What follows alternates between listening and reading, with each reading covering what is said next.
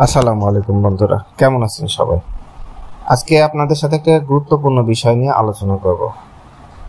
বিষয়টি হচ্ছে শুক্রাণুর সংখ্যা বা স্পার্ম কাউন্ট কিভাবে বৃদ্ধি করা যায় বা কি কি খাবার খেলে বৃদ্ধি পায়।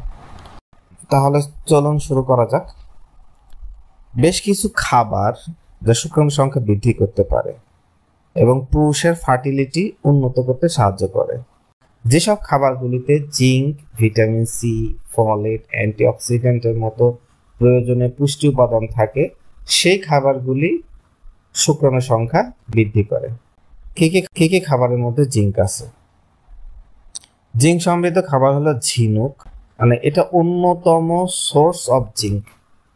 কুমড়ো বীজ, গরুর মাংস, ভেড়ার মাংস, ছোলা, বাদাম, বিশেষ করে কাজু এবং কাঠবাদাম।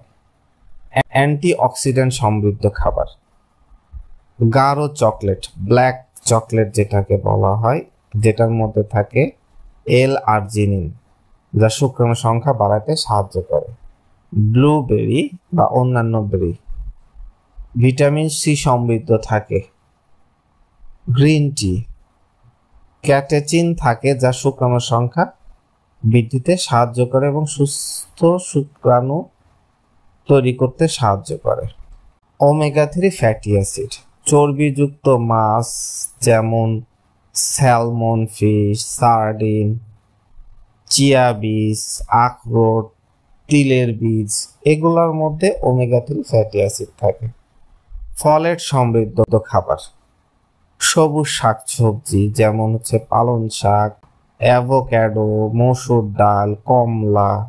ভিটামিন ডি সমৃদ্ধ খাবার, ডিমের কুসুম, দুগ্ধজাত পণ্য যেমন পনির, দই, মাশরুম, ফর্টিফাইড খাবার লাইক দুধ, সিরিয়াল।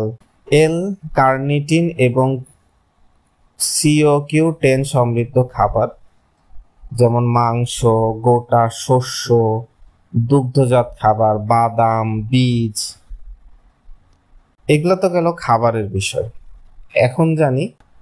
এখন জানি কি কি নিয়ম মানলে শুক্রাণুর সংখ্যা বৃদ্ধি হয়। যেমন দৈনিক 2.5 থেকে 3 লিটার পানি পান করতে হবে।